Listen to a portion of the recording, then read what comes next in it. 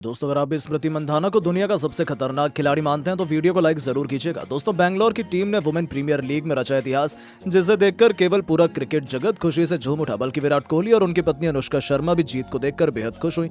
और फिर उन्होंने बधाई देते हुए जो कह दिया, उनकी बातों ने तो इस जीत को 100 गुना बढ़ा दिया। तो आखिर कैसे विराट और अनुष्का ने दी बैंगलोर टीम को और उनके चाहने वालों को बधाई? आखिर क्यों विराट और अनुष्का का बयान देखते ही देखते आग की तरह वायरल हो गया? ऐसा क्या कहा उन्होंने, वो तो हम आपको उनके बयान में सुनाएंगे, लेकिन उससे पहले आपको क्या लगता है, स्मृति मंधाना और हरमनप्रीत कौर में कौन है सबसे खतरनाक खिलाड़ी? अपनी राय नीचे कमेंट बॉक्स में जरूर दें।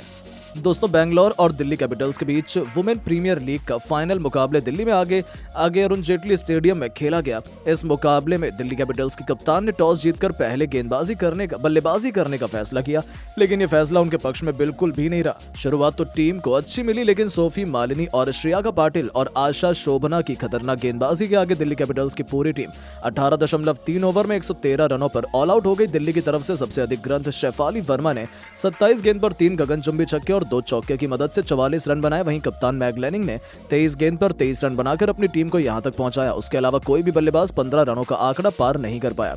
बैंगलोर की तरफ से ओपनिंग की शुरुआत करने मैदान पर स्मृति मंधाना और सोफिया डिवाइन उतरी। इन दोनों खिलाड़ियों ने अपनी टीम को बेहतरीन शुरुआत दिलाई। एक के बाद एक कई चौके छक्के लगाए। बैंगलोर की टीम बेहद आक्रामक अंदाज में नजर आ रही थी।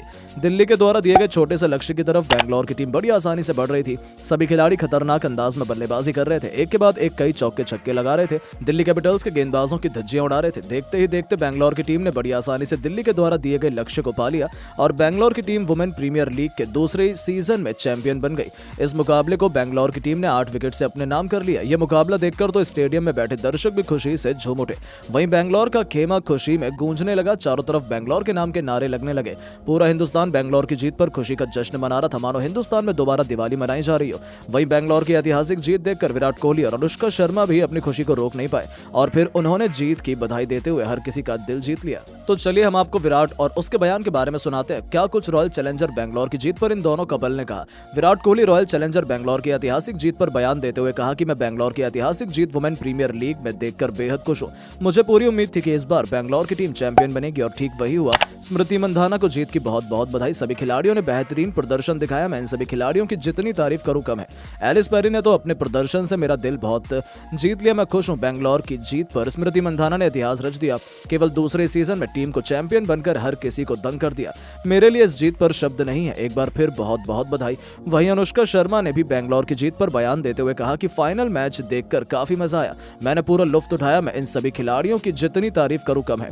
स्मृति मंधाना ने अपने प्रदर्शन से बैंगलोर को चैंपियन बनाया। केवल दूसरे सीजन में ट्रॉफी दिलाई। ऐसा करना महिला खिलाड़ी के लिए बहुत कठिन काम है, लेकिन मंधाना ने कर दिखाया। बैंगलोर की टीम को ऐतिहासिक जीत की बहुत बहुत बधाई।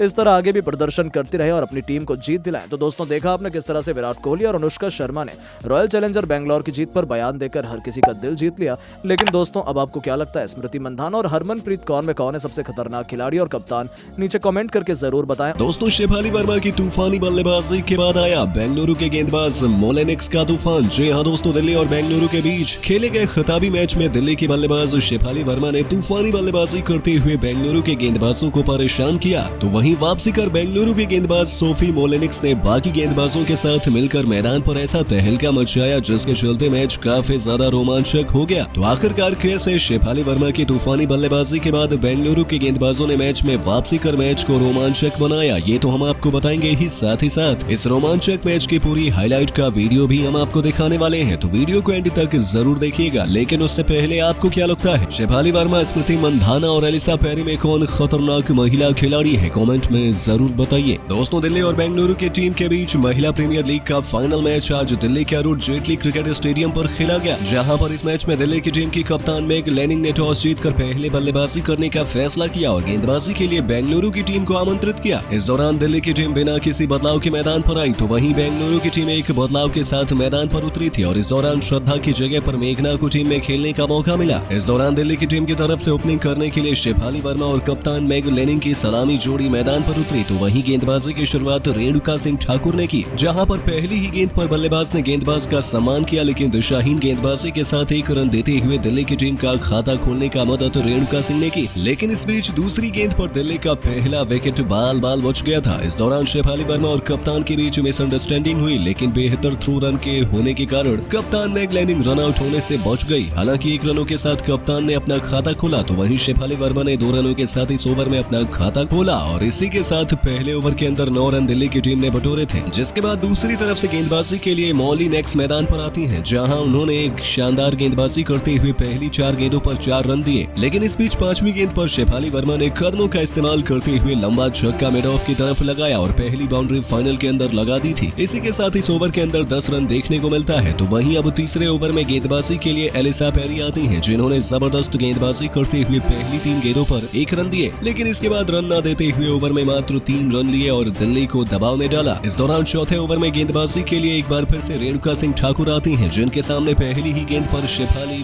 लंबा छक्का लगाते हुए ओवर की शुरुआत अब शानदार अंदाज में की और बता दिया कि इसी अंदाज से आज तूफानी बल्लेबाजी करने वाली है। हालांकि इसके बाद दूसरी तरफ से कप्तान मैग लैनिंग ने शानदार गेंदबाजी करते हुए अंतिम 2 गेंदों पर 2 बेहतरीन चौके लगाए और ओवर के अंदर 19 रन दे दिए। और यहाँ पर दिल्ली की टीम अब बेंगलुरु के ऊपर दबाव डालती हुई दिखाई दी और ऐसे में अब एक बार फिर से गेंदबाजी के लिए एलिसा पेरी आती है, जिनके सामने शेफाली वर्मा ने एक बेहतरीन छक्का लगाया और एक बेहतरीन चौका ओवर की 5वीं गेंद पर लगाते हुए 50 रनों का आंकड़ा दिल्ली की टीम को पार करवा दिया और ओवर के अंदर 11 रन दिल्ली की टीम ने बना दिए थे। ऐसे में अब पावर प्ले का अंतिम ओवर कराने के लिए सोफी डिवाइन आती हैं, जिन्होंने दिल्ली की टीम पर दबाव डालने की कोशिश की। इस दौरान शेफाली वर्मा ने एक शानदार चौका लगाया, तो वहीं दिल्ली की कप्तान ने भी बेहतरीन चौका लगाया और ओवर के अंदर 9 रन बटोरे और इसी के साथ 61 रन बिना विकेट होते हुए दिल्ली की टीम ने पावर प्ले में बना दिए थे। और ऐसे में अब 7 ओवर में गेंदबाजी के लिए जॉर्जिया वारेहम मैदान पर आई, जिन्होंने शानदार गेंदबाजी करते हुए पावर प्ले के बाद प्रकोप को रोका और दोनों बल्लेबाजों को परेशान करते हुए ओवर में 3 रन दिए। और जब 8वें ओवर में गेंदबाजी के लिए सोफी मोलमैक्स गेंदबाजी के लिए आई, तो उन्होंने 64 रनों की साझेदारी को तोड़ते हुए पहली ही गेंद पर शेफाली वर्मा को 27 गेंदों पर 2 चौके और 3 छक्के की मदद से 44 रन बनाने के बाद वारेहम के हाथों बाउंड्री पर कैच आउट कराया। और अब बल्लेबाजी करने के लिए जेमिमा रोड्रिगेज आती हैं, जो कि 2 गेंदों पर बिना खाता खोले इसी ओवर में गेंदबाज मोलिनेक्स के सामने क्लीन बोल्ड हो गई, जिसके बाद बल्लेबाजी के लिए टीम को संभालने एलिसा कैपेस मैदान पर आई। इस बीच उनको पहली ही गेंद पर मोलिनेक्स ने शानदार गेंदबाजी करते हुए क्लीन बोल्ड कर दिया और अब बल्लेबाजी के लिए मेरिजाना कैप मैदान पर आती हैं, तो वहीं गेंदबाज हैट्रिक पर मौजूद थे, जो कि पूरी नहीं हो सकी और इसी के साथ 8 ओवर में 65 रन 3 विकेट के नुकसान पर दिल्ली की टीम ने बना दिए थे और 1 रनों के अंदर दिल्ली की टीम ने 3 बड़े विकेट दे दिए थे। जैसी बल्लेबाजी चल रही थी उसे देखकर लग रहा था कि दिल्ली की टीम 200 रन बना देगी और मैच को काफी ज्यादा रोमांचक करेगी। लेकिन इस बीच 11वें ओवर में 74 रनों के स्कोर पर दिल्ली की टीम को चौथा झटका श्रेयांका पाटिल ने दे दिया, जहां पर उन्होंने दिल्ली की टीम के कप्तान मैग लैनिंग को 23 गेंदों पर 3 चौके की मदद से 23 रन बनाने के बाद एलबीडब्ल्यू आउट कर दिया। हालांकि अंपायर ने आउट दिया, लेकिन कप्तान ने डीआरएस लेकर फैसले को बदलने का प्रयास किया, लेकिन बदले में वो असमर्थ रही, जिसके बाद अब बल्लेबाजी के लिए जेस जोनासन आती हैं, जिन्होंने बेहतरीन बल्लेबाजी की। लेकिन दूसरी तरफ से बल्लेबाजी कर रही मरिजाना कैप 16 गेंदों पर 8 रन बनाकर 14वें ओवर में आशा की गेंद पर सोफी डिवाइन के हाथों कैच आउट होकर अपना विकेट दे दिया और अब बल्लेबाजी के लिए राधा यादव आती हैं। तो दूसरी तरफ से जॉनसन ने 11 गेंदों पर 3 रन बनाकर इसी ओवर में स्मृति मंधाना के हाथों कैच आउट होकर पवेलियन चली गई और इसी के साथ 81 रन 6 विकेट के नुकसान पर दिल्ली की टीम ने बना दिए थे और इसी तरीके से दिल्ली की टीम 150 रनों के भीतर ऑल आउट हो सकती है। तो दोस्तों, आपको क्या लगता है, दिल्ली की टीम इस फाइनल मैच में बेंगलुरु के खिलाफ जीत दर्ज कर पाएगी या नहीं? कमेंट में जरूर बताइए। दोस्तों, अगर आप भी महेंद्र सिंह धोनी और स्मृति मंधाना को बेहतरीन खिलाड़ी और कप्तान मानते हैं तो वीडियो को लाइक जरूर कीजिएगा। दोस्तों, महेंद्र सिंह धोनी के अंदाज में चालाक स्मृति मंधाना के एक फैसले में बदल दिया पूरे मैच का रुख। दिमाग के घोड़े दौड़ाते हुए स्मृति मंधाना ने किया कुछ ऐसा फाइनल की घड़ी में दिल्ली को दिया 440 वोल्ट का झटका। तो आखिर क्या था वो लम्हा जब बीच मैदान में ही स्मृति मंधाना बन गई महेंद्र सिंह धोनी?